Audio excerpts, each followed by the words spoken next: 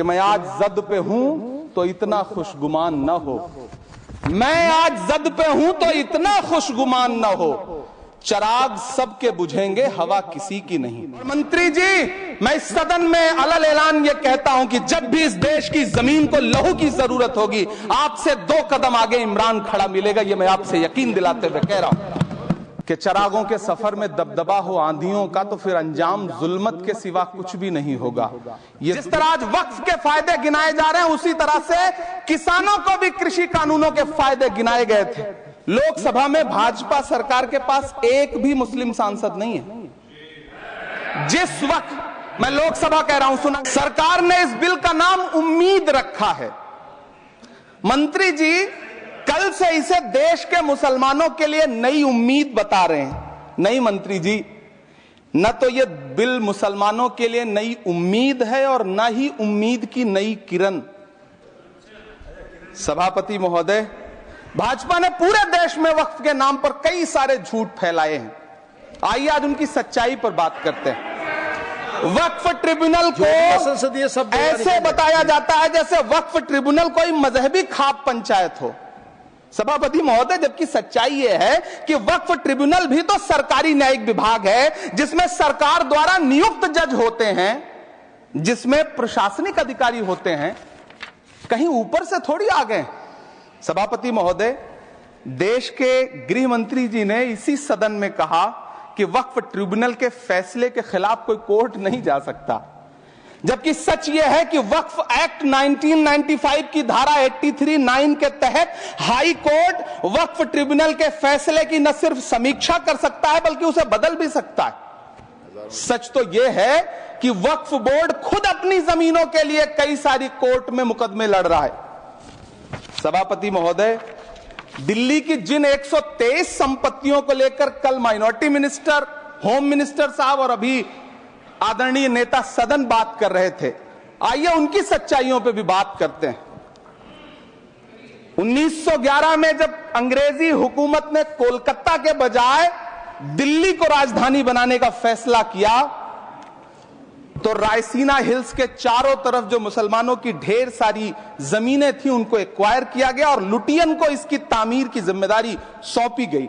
Central Vista की तरह Lutyens zone का मेगा प्लान तैयार हुआ, लेकिन उस वक्त के मुसलमानों ने उस वक्त की अंग्रेजी हुकूमत से अपनी इबादत गाहों को बचाने के लिए लड़ाई लड़ी। मामला ब्रिटिश गवर्नमेंट तक पहुंचा। तब यह तय हुआ कि वो जो धार्मिक स्थल हैं उन्हें जस का तस रहने दिया जाएगा।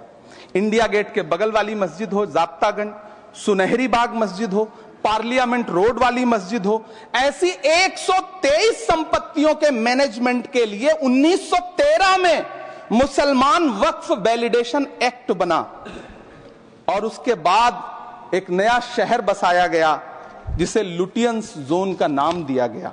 फिर 1943-45 के बीच एक और समझौता हुआ आजादी से पहले, उसके तहत काफी सारी वक्फ जायदादों को सुन्नी मजलिस औकाफ बनाकर उसके अंडर किया गया ताकि उसकी देखरेख की जा सके।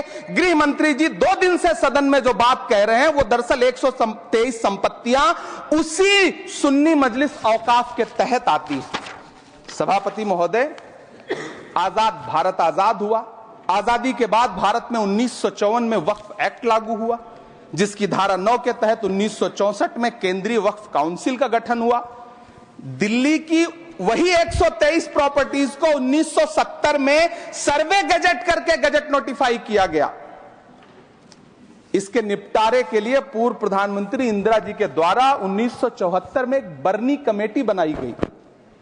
बर्नी कमेटी ने 1976 में इन 123 संपत्तियों को दिल्ली वक्फ बोर्ड की संपत्ति होने की रिपोर्ट सौंपी।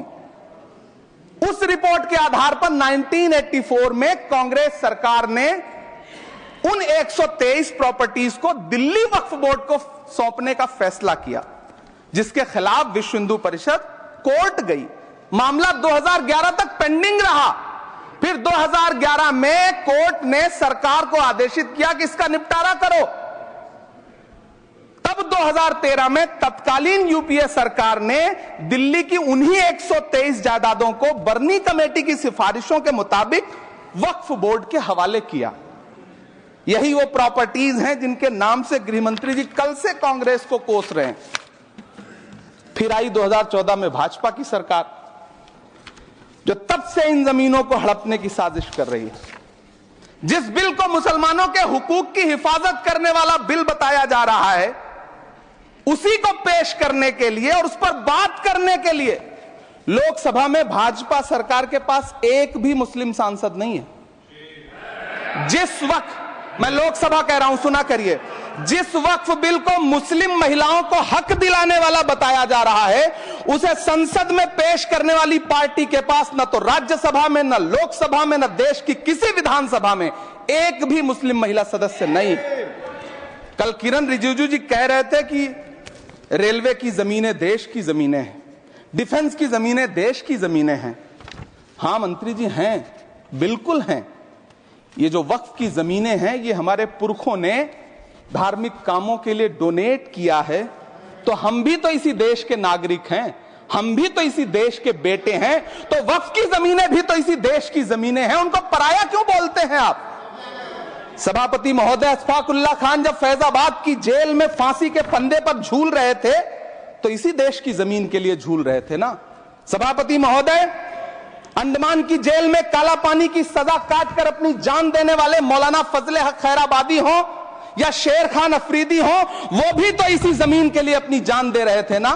सभापति महोदय, पाकिस्तान के खिलाफ लड़ते हुए अपनी जान देने वाले महावीर चक्र विजेता ब्रिगेडियर उस्मान हो या पाकिस्तान के पैटर्न टैंक उड़ाने वाला परमवीर चक्र विजेता वीर अब्दुल हमीद हो, वो भी तो इसी जमीन के लिए अपनी जान दे रहा था ना।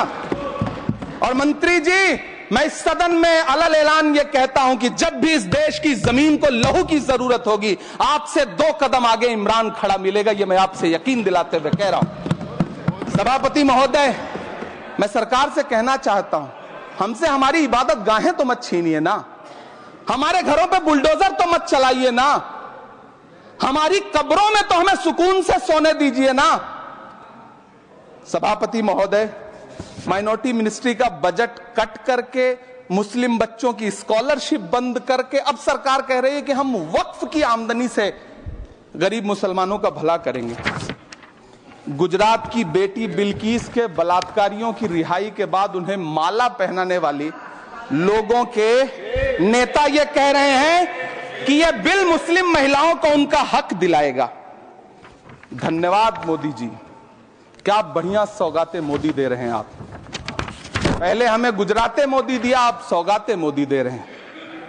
लेकिन यह सरकार इतना याद रखे कि इसी ठसक के साथ देश की संसद में सीए का कानून भी लाया गया था और कहा गया था बड़े बड़े भाषण देकर के कि पड़ोसी देशों से हिंदू भाइयों को ला करके यहां नागरिकता दी जाएगी। लेकिन मैं आपके संज्ञान में लाता हूं सर कि पिछले इतने दिनों में इनसे नागरिकता लेने के लिए 2000 व्यक्ति भी नहीं आए, जबकि इसके उलट इन्हीं की सरकार में पिछले 10 साल में 15 लाख से ज्यादा भारतीयों ने भारत की नागरिकता छोड़ करके दूसरे देश में जाकर के बस गए। यह हुआ उस कानून का अंजाम। सभापति महोदय, इसी तरह की जिद के साथ किसानों के खिलाफ भी कानून लाए गए थे। जिस तरह आज वक्फ के फायदे गिनाए जा रहे हैं, उसी तरह से किसानों को भी कृषि कानूनों के फायदे गिनाए गए थे। लेकिन अंजाम क्या हुआ? 700 किसानों की शहादत लेने के बाद सरकार को अन्नदाता किसानों के सामने घुटने टेकने पड़े और कृषि कानून वापस लेने पड़े। जिल्ले इलाही, जमहूरियत जो है वो नफरत और ठसक से नहीं चलती है, अकड़ से नहीं चलती है, उसमें सबकी हिस्सेदारी जरूरी है। कल देश के माइनॉरिटी मिनिस्टर ने लोकसभा में खड़े होकर एक शेर सुनाया था कि मुझसे कोई बदगुमा न हो, तो मैं उन्हें एक शेर सुनाना चाहता हूं कि मैं आज जद पे हूं तो इतना खुशगुमान न हो, मैं आज जद पे हूं तो इतना खुशगुमान न हो, चराग सबके बुझेंगे हवा किसी की नहीं। नीतीश कुमार जी हो, चंद्रबाबू नायडू जी हो, चिराग पासवान जी हो, जयंत चौधरी जी हो, देवे गौड़ा जी हो, जीतन राम मांझी जी हो, सबको समझना पड़ेगा कि जब जंगल में आग लगती है तो न वो बरगद बचते हैं जो हवा को आंधी में तब्दील करते हैं, न वो बांस बचते हैं जो आपसी रगड़ से चिंगारी पैदा करते हैं। सभापति महोदय, जब देश को मनमोहन सिंह साहब जैसा काबिल प्रधानमंत्री मिलता है तो देश को आरटीआई जैसा एक्ट मिलता है, सेज जैसा एक्ट मिलता है, मनरेगा जैसा एक्ट मिलता है, लिबरलाइजेशन मिलता है, राइट टू एजुकेशन मिलता है, नेशनल फूड सिक्योरिटी एक्ट मिलता है। लेकिन जब देश को सौगातें मोदी मिलती है तो क्या मिलता है? सीए मिलता है, फॉर्म्स लॉ मिलता है, आर्टिकल 370 मिलता है, इलेक्टोरल बॉन्ड जैसा एक्ट मिलता है और वक्फ अमेंडमेंट एक्ट जैसे बिल देश को मिलते हैं। मुझे तो अपने हमवतन भाइयों से पूछना है कि आपको अपने बच्चों की तरक्की, खुशहाली और नौकरी की दरकार है या फिर मुसलमानों की दान की गई जमीनों को लूटकर धन्ना सेठों को देने की साजिश करने वाले कानून की? सभापति महोदय, यह सरकार रात के 3 बजे तक पूरे देश को जगा करके संसद में अपने ही नागरिकों को नीचा दिखाने के लिए वक्फ बिल ला रही थी, तो उधर रात के 1:30 बजे अमेरिका हम पर 26% टैरिफ लगा रहा था। सरकार की प्राथमिकताएं देश को पता। सभापति महोदय, मैं बहुत भावुक हूं आज, और मुझे अच्छा लगा कि आदरणीय नेता सदन जगत प्रकाश नड्डा जी ने बहुत अच्छी बातें भी की, मन से बातें की। क्योंकि उनके नाम में प्रकाश जुड़ा है तो मैं उनमें हमेशा एक रोशनी की किरण देखता हूं। मैं उनके सामने बहुत अदब से यह बात कहना चाहता हूं कि चिरागों के सफर में दबदबा हो आंधियों का तो फिर अंजाम जुल्मत के सिवा कुछ भी नहीं होगा। यह दुनिया नफरतों के आखिरी स्टेज पर है, इलाज इसका मोहब्बत के सिवा कुछ भी नहीं होगा। मैं भावुक हूं, मेरी पलकें गीली हैं। अगर देश की एक बहुत बड़ी आबादी को लगता है कि आप उसका भला करने के लिए नहीं बल्कि उनकी इबादतगाहों, उनकी कब्रिस्तानों, उनकी खानकाहों को बर्बाद करने का बिल ला रहे हैं, तो फिर आप अगर समझाने में नाकामयाब रहे हैं तो यह आपकी नाकामयाबी है। पहले समझाइए, उसके बाद कोई बिल लेकर के आइए, तब शायद हम आपका इतनी पुरजोर तरीके से विरोध ना करें। लेकिन सभापति महोदय, मैं अंत में सिर्फ इतना कहना चाहता हूं कि इस बिल में जो भी पॉइंट्स दिए गए हैं, बॉम्सी पोर्टल देख लीजिए, सरकार का झूठ आपको पकड़ में आ जाएगा। हम डरे नहीं हैं, हम सिर्फ सरकार से अपील कर रहे हैं कि हमें अपना समझिए। हम आपके अपने हैं, इस देश के नागरिक हैं और आप ताकत में हैं। संख्या बल के आधार पर बिल हो सकता है आप पास करा ले, लेकिन आपको यह बात समझनी पड़ेगी कि हम तो वो तारीख हैं, जहनों में रहना है जिसे कागजी पुर्जे नहीं जो फाड़ डाले जाएंगे। जिस जमीन पर मैं खड़ा हूं यह मेरी पहचान है। आप आंधी हैं तो क्या मुझको उड़ा ले जाएंगे? आपको यह बात समझनी पड़ेगी। आपको अगर इतना विपक्ष की तरफ से पहले जेपीसी में इतने सारे पॉइंट्स आए और उसके बाद कल से लोकसभा में और राज्यसभा में सुझाव आप सुनने को तैयार नहीं है, लोगों की शंका को दूर करने के बारे में आप बिल्कुल सोच नहीं रहे, बस आप कह रहे हैं यह बिल उम्मीद की नई किरण है। नहीं साहब, इसे भले किरण जी लेके आए हैं लेकिन ये उम्मीद की नहीं बल्कि नाउम्मीदी की किरण है।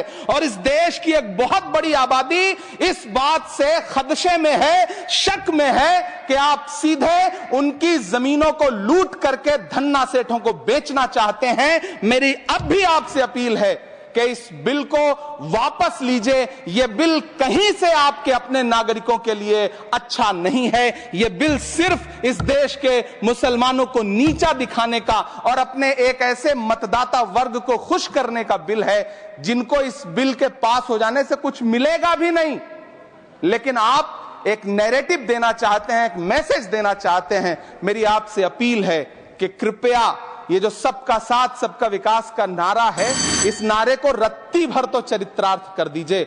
बहुत बहुत धन्यवाद।